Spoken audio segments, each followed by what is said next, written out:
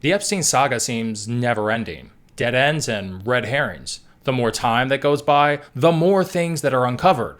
The more things that are uncovered, the more suspicious it seems to become. So Epstein dies, but nobody seems to believe the story of his apparent self-death. Then a couple of years go by and some magical note seems to appear out of nowhere that apparently Epstein wrote about his intentions for self-death. And you won't believe the person who claims to have discovered the note. No, really, you won't believe it. Doesn't the timing of this whole thing seem kinda suspect? Non-stop media coverage of Jeffrey Epstein and his connections with our current president, as well as our former president Bill Clinton and our former Secretary of State Hillary Clinton, who both were just deposed. And what were 90% of the questions in that deposition about? Connections with Epstein. They investigated me for months, found nothing, so 15-year-old charges are resurrected. It is a treat to be able to choose one's time to say goodbye. What you want me to do? Bust out crying? No fun. Not worth it. So allegedly Epstein dies self-death by self-strangulation on August 10th of 2019. The note is officially released to the public on May 6th of 2026. So why did it take almost 7 years for them to release this note that they actually did already have, in spite of the endless barrage of non-stop Epstein releases? Let's dive a little bit deeper. 17 days before Epstein commits self-death, he attempts to commit self-death. Or did he? At exactly 1:27 a.m., the control center at the Metropolitan Correctional Center initiated an emergency call for assistance. When correctional officers reached the special housing unit cell, they found a chaotic scene. An arriving officer named Thomas reported that Epstein had an orange string wrapped around his neck. This string had been torn from a standard issue prison bedsheet or jumpsuit. The other end of the string was tied tightly to the top section of the bunk's bed's ladder. Epstein was found suspended from the top bunk in a near-seated semi-fetal position. His butt was hovering roughly 1 inch off the concrete floor. When guards first laid hands on him, Epstein was semi-unconscious, completely non-responsive, breathing heavily and actively snoring. When Epstein finally woke up and could speak, he frantically told guards that his massive cellmate, Nicholas Tartaglione, a 250-pound ex-cop who was facing quadruple murder trial, had attacked him and tried to kill him, claiming it was an ambush. His cellmate, Nicholas Tartaglione, tells a completely different story. He claimed that he personally saved Epstein's life before guards ever stepped foot in the cell. But, surprise, surprise, they didn't believe him. It was initially treated as a violent attack, but when Epstein talked to prison psychologists, he flipped the script and said he had no knowledge of the incident. For all you newbies out there, this is common code in the big house with inmates. If you snitch, you become a target. It was during this exact window, while Epstein was in the hospital and Tartaglione was alone packing up his cell, that Tartaglione found the unsigned self-death note neatly tucked inside of the graphic novel that Epstein was reading. So Epstein's cellmate that allegedly attacked him finds the note. And guess what? He decides to keep it, and he hands it over to his defense lawyer. So why did he keep it? They claim to have kept the note as a legal defense insurance policy. At the time, Epstein was telling all the prison guards that Tartaglione had attacked him and tried to strangle him.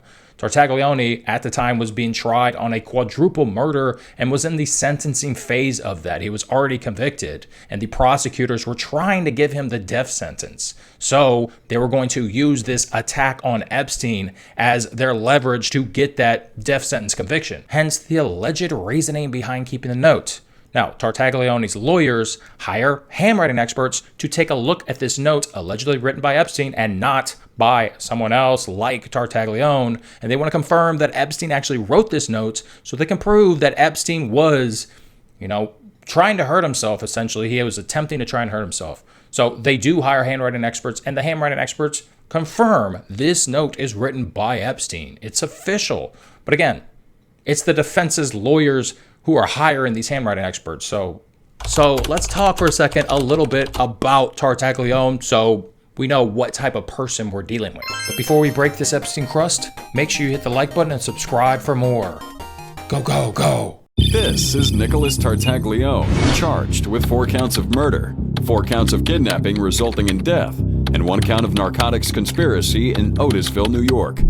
In 2016, Tartaglione, a retired cop and school police officer, tried to set up a cocaine dealing business with 4 New York residents: Urbano Santiago, Hector Gutierrez, and Martin and Miguel Luna. But when the business failed, Tartaglione believed that the 4 had stolen $250,000 worth of cocaine from him, and he would do anything to get it back. The 4 were last seen alive in a store parking lot, entering their car. Their families searched for months, but it was the FBI who finally broke the case. They found 4 shallow graves on Tartaglione's property, each containing the missing men's bodies. Tartaglione was arrested on the spot, but he swore he was innocent. I'm a cop in prison for crimes I didn't do. I was running an animal rescue organization. That's who I am. He does admit one thing. The only involvement I had in this was Marcos and Martin asked me if I knew anybody that could help them find somebody that stole money. I said, yeah, here's this guy. And I gave him Benderoff's number, and I gave him Big's number. Despite confessing to knowing them, he's sure the jury will release him. The truth will come out. If the jury was able to see what we had, I'd be home right now. But Tartaglione's in for a nasty surprise. The judge agreed with the victims' family members, saying to Tartaglione, yes, you are a monster, and sentencing him to the 4 consecutive life sentences. The judge sentenced him to 4 life terms. Tartaglione's family was shocked. He is not a monster, and he is not a murderer, and he is not any of those things. As for the victims' families,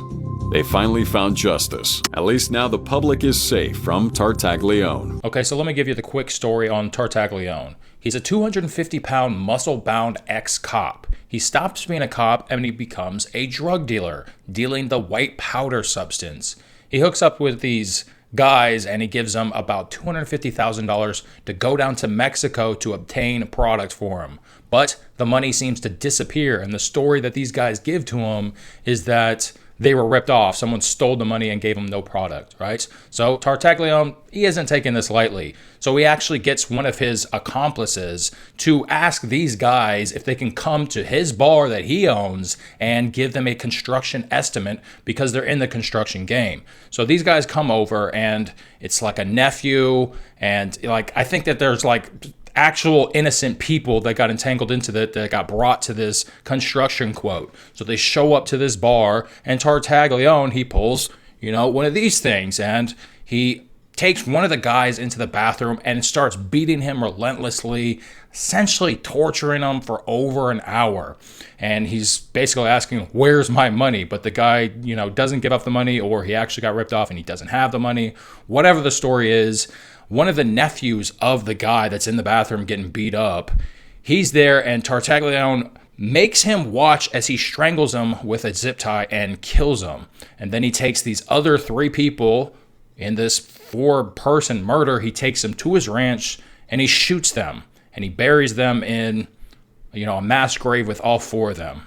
This is at a ranch that he actually owns. So here's a timeline of the events. On July 23rd of 2019, Epstein commits his first self-death attempt, and the note is found. Around 1:30 a.m., Jeffrey Epstein is found semi-unconscious on his cell floor with injuries to his neck. He's rushed out of the cell and placed on self-death watch. While packing up their shared cell, his roommate Nicholas Tartaglione finds an unsigned note written on yellow legal paper hidden inside of the graphic novel Epstein was reading. On July 27th of 2019, the note goes to lawyers. Just 4 days after the incident, Tartaglione contacts his defense team and hands over the note. Because Epstein originally claimed that Tartaglione attacked him, the defense team secretly retains the note and hires handwriting experts to prove Epstein was already trying to hurt himself. On May of 2021, the note is sealed in a vault. The note is submitted as evidence in Tartaglione's unrelated quadruple murder case due to fierce dispute over Tartaglione's legal representation. A federal judge orders the case files, including the note, locked away under absolute court seal to protect attorney-client privilege. In July of 2025, we first hear about the note. After years of silence, Tartaglione breaks the story from a California federal prison during a podcast interview with Jessica Reed. He publicly drops the bombshell that he personally found the hidden self-death note in 2019. In April of 2026, the media has a petition following the podcast admission. Investigative reporters at the New York Times Times filed a formal legal petition to the U.S. District Court, arguing that since the contents were already teased publicly, the immense public interest outweighs the need for court secrecy. And in May of 2026, they officially unsealed the note and released it to public. The physical image of the single-page handwritten note is released to the public docket for the first time. The Associated Press took the unsealed note and handed it to 3 independent, top-tier forensic document examiners who had zero ties to Tartaglione's legal team. This independent cross-examination changed the entire narrative of the case. So Epstein's note has been officially verified by handwriting experts independently, not just Tartaglione's hired handwriting experts. But that doesn't mean that Epstein could have been forced to write it under duress. And how hard is it to fake and forge handwriting and fool the handwriting experts? I don't know if that's completely foolproof. But that is exactly what conspiracy theorists actually believe. And even Epstein's brother, Mark Epstein, himself argued that the note was a blatant forgery, claiming a professional hitman or an outside operative forged it, lifting the phrase from the public email troves to make it sound like him. So the wording in this note is pretty strange. So there's a couple of clues that stick out that I just want to talk about for a minute. First and foremost, the line about "what you want me to do, bust out crying." Skeptics initially argued the casual defensive tone didn't sound like Epstein's usual formal emails. However, federal investigators actually dug up an old email from Epstein written in 2016 where he used that exact same highly specific phrase, "what you want me to do, burst out crying." This acts as a major piece of evidence that the note is actually authentic. The reference is actually from a movie called The Little Rascals. In the movie, the character named Stymie is told by another character that this is the last time they're going to have breakfast together, and Stymie looks at him and delivers the iconic line, "what you want me to do, bust out crying?" So there's actually 2 different emails where he uses this phrase. The first one is in 2016 with an email to his brother, Mark Epstein. In September of 2016, Epstein's younger brother, Mark Epstein, emailed him to share some family news, casually mentioning that one of their cousins had just become a grandfather. And Epstein delivers a blunt, lowercase response via email, "what you want me to do, bust out crying?" The second email in 2017 is to a childhood friend named Terry Kafka. In the email, Terry and Epstein reminisce about how they're getting older. And Epstein fires back with a remarkably similar defensive phrase, "what you want me to do, bust out crying?" If we want to pick apart the note further, we can say the note is completely unsigned. There's no signature. And Nicholas Tartaglione, the cellmate, he found it tucked in a book that Epstein was reading at the correctional center, just a couple of days after Epstein actually commits self-death. And then, of course, Epstein was found dead 17 days later on August 10th, and he apparently committed self-death by using bedsheet ligatures that he fashioned himself. So what do you think happened? Go ahead and comment below what you actually think happened. Make sure you hit the like button if you got this far and subscribe to the channel for more. We've got a lot of good stuff coming out. Come on. And, I guess that's all I got to yap about. And I'll catch you on the next one. Peace.